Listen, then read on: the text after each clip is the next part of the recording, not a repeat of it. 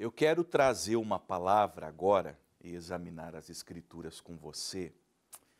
E olha, de antemão eu vou avisar.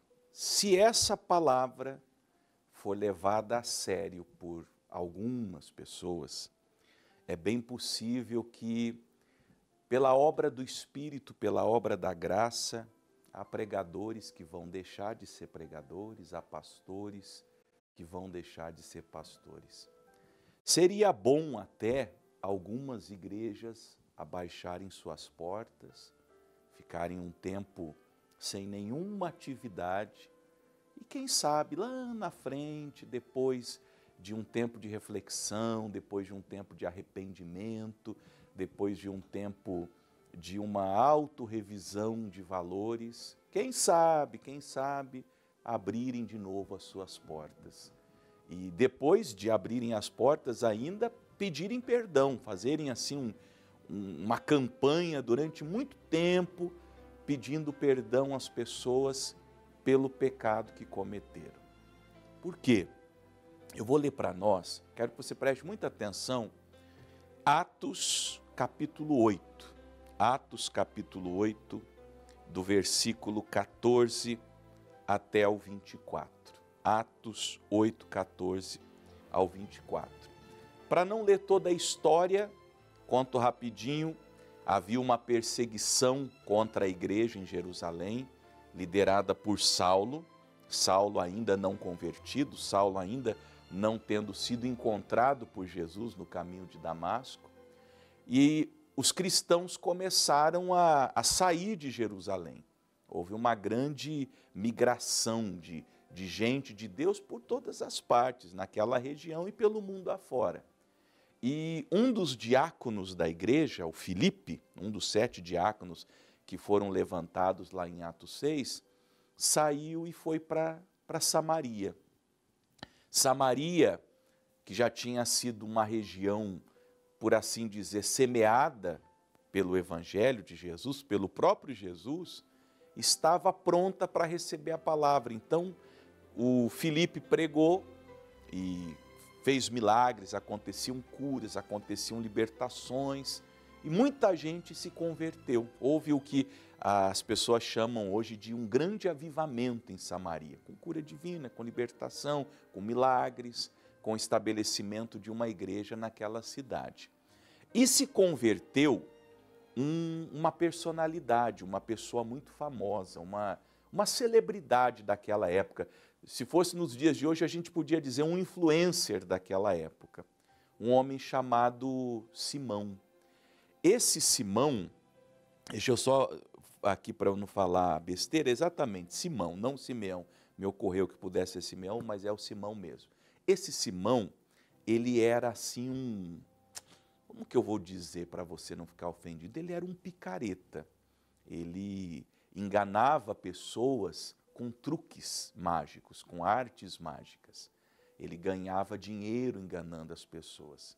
E ele foi num culto de Filipe, viu o poder de Deus sendo manifestado, viu o que de fato era uma operação sobrenatural, porque a operação que ele operava não era sobrenatural. Ele fazia truques mágicos ali e ganhava dinheiro enganando as pessoas. Quando ele presencia o poder de Deus, ele se impressiona e, entre aspas, ele aceita Jesus e é batizado nas águas.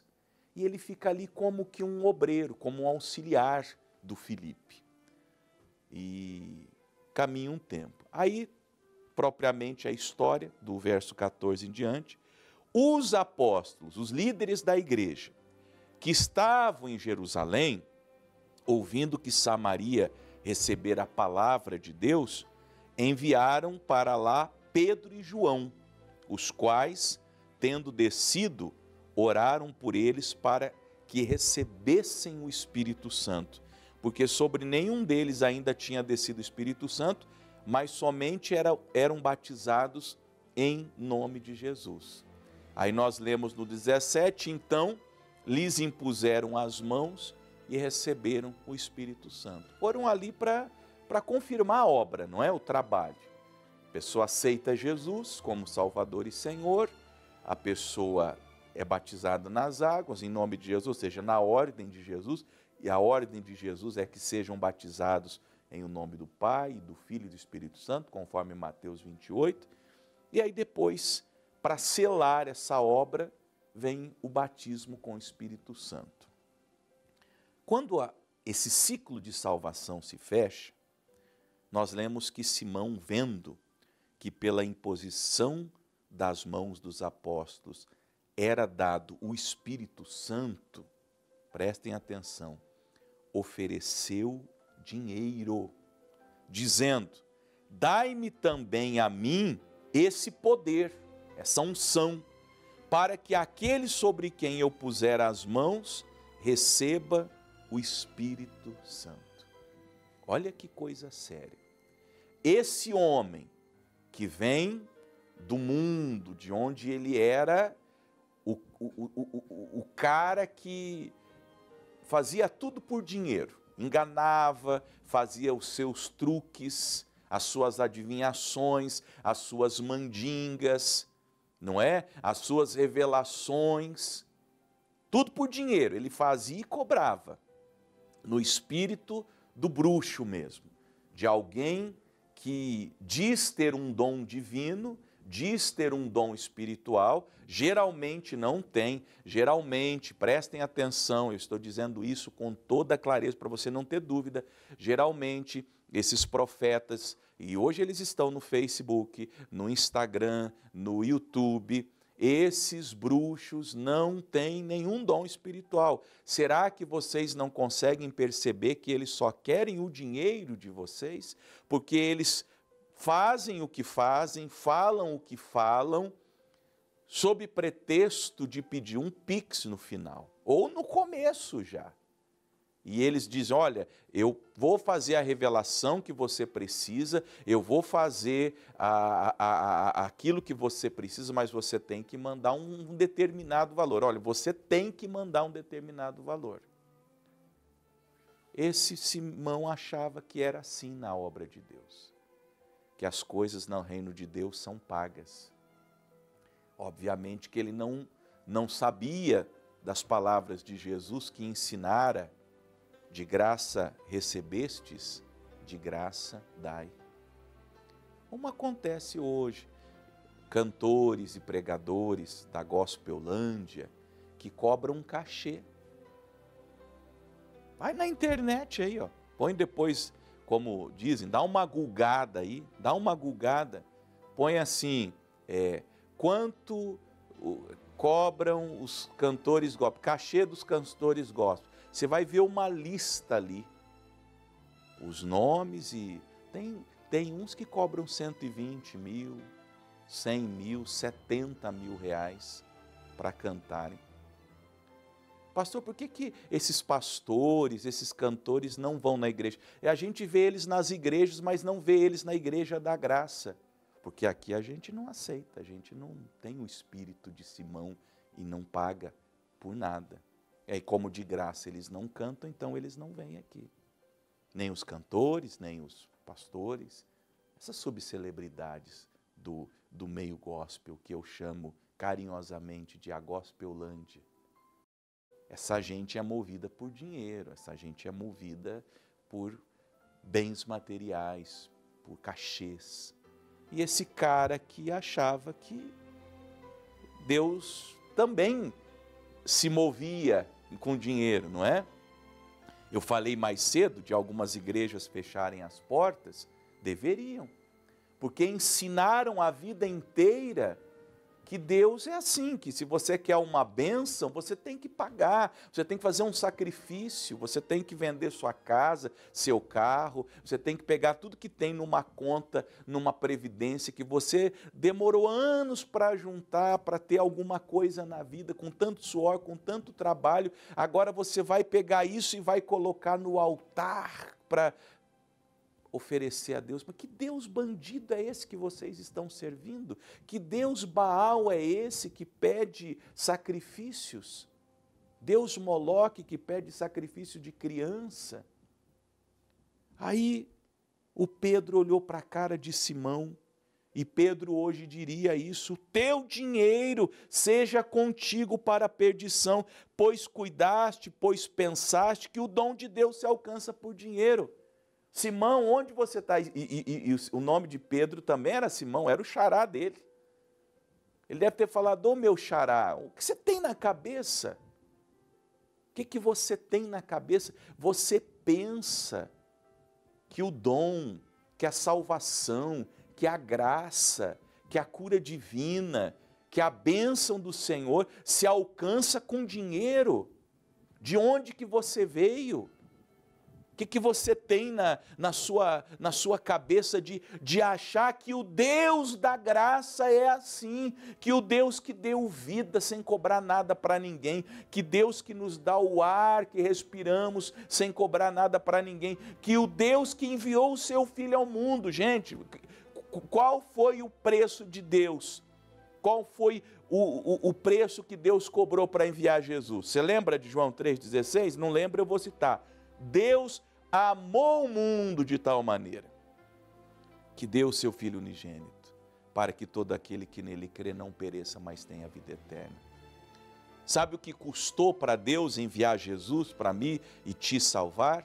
O amor que Ele tem por nós. Deus amou o mundo de tal maneira. Ele não pediu dinheiro para ninguém. Ele não pediu bens materiais para ninguém. Aliás, é Ele quem nos dá.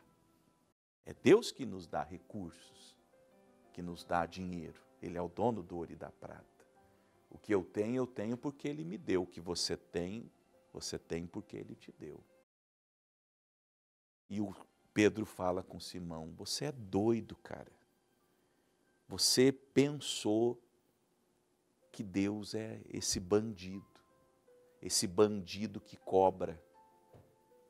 Por isso que eu falei mais cedo também, tem pastor que tinha que parar de ser pastor, porque no espírito dos fariseus, eles fazem orações, eles vão nas casas das viúvas, das necessitadas e necessitados, e para ter um cachê, por pretexto, eles fazem orações, cobram até uma oração. Nem a oração deles é gratuita, nem a pregação deles é gratuita, tem cachê, tem bilheteria.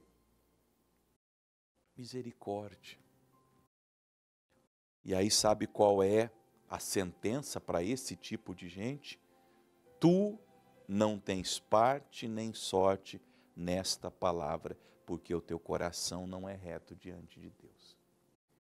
Vou dizer com toda a autoridade que essa palavra me autoriza a ter.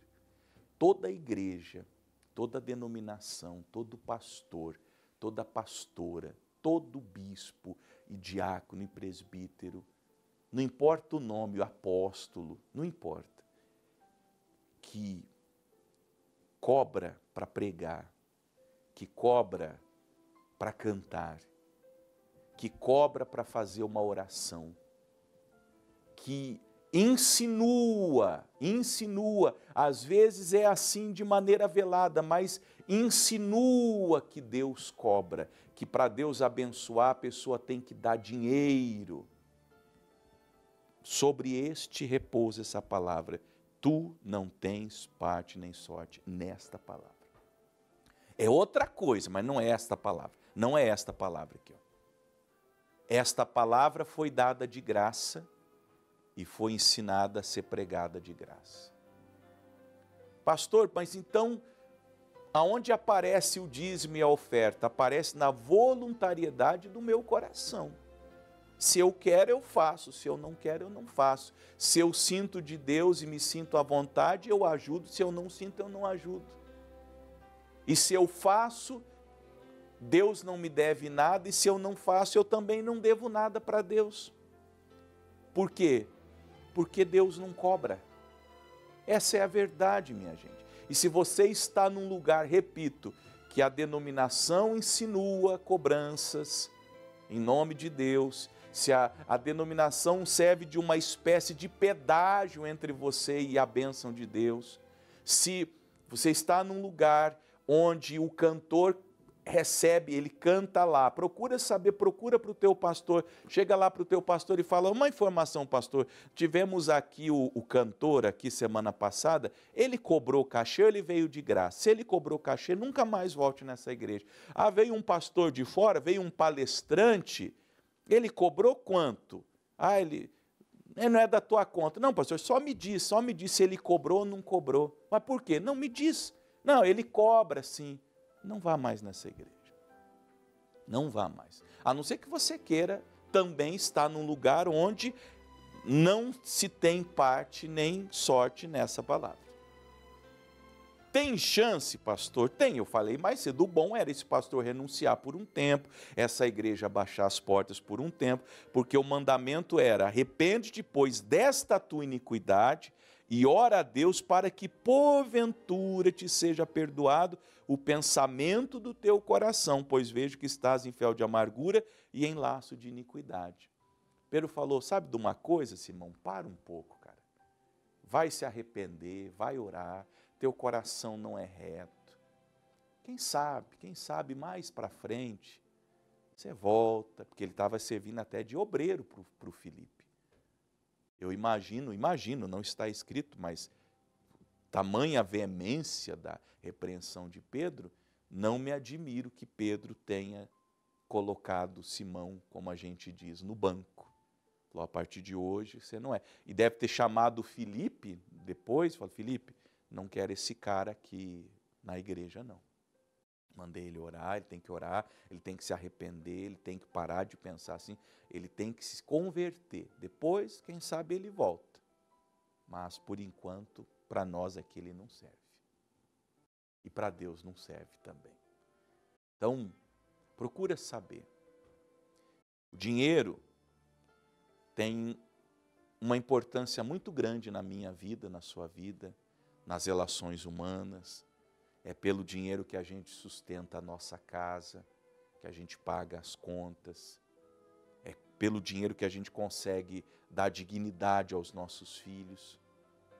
A obra precisa de dinheiro, a igreja precisa de dinheiro, a missão de evangelização precisa de dinheiro, de recursos. Mas nunca tente barganhar com Deus. Nunca. Deus não é bandido. Deus não é um agiota. Deus não é Baal. Deus é puro, santo, bom. E que nos dá todas as coisas graciosamente para delas desfrutarmos, conforme está escrito em 1 Timóteo capítulo 6. Ele nos dá tudo de maneira graciosa. Lembre-se sempre do dom da vida e do ar que você respira. Quanto que você pagou para nascer? Nada. Quanto que você paga para respirar? Nada. Porque o dom da vida e o ar que você respira, Deus te deu de graça. Como Ele deu Jesus de graça. Como Ele dá a salvação de graça. E tudo que Ele dá de graça, Ele manda dar de graça. O que você recebeu de graça, você dá de graça. Você não cobra por isso. Um pastor tem um dom, ele não pagou para Deus para ter o dom, ele não poderia cobrar para pregar. Um cantor tem um dom, ele não pagou a Deus pelo dom, ele recebeu aquele dom de cantar e convenhamos, que dom bonito é uma pessoa que canta e toca bem, mas ele não recebeu aquele dom por pagamento, ele recebeu aquele dom de graça, ele deveria cantar de graça. Porque ele recebeu o dom de graça. Pastor, mas ele vai comer o quê? Ele vai viver do quê? Ué, come todo mundo, faça outra coisa, vai trabalhar com outra coisa. Para conseguir o pãozinho de cada dia. Mas o dom dele, ele deveria dar de graça. E quem não pensa assim, está indo contra esse livro. E a palavra sobre essa pessoa é, tu não tens parte nem sorte nesse ministério. Só tem parte e sorte nessa palavra quem não cobra. Quem cobra já está na boca da cobra.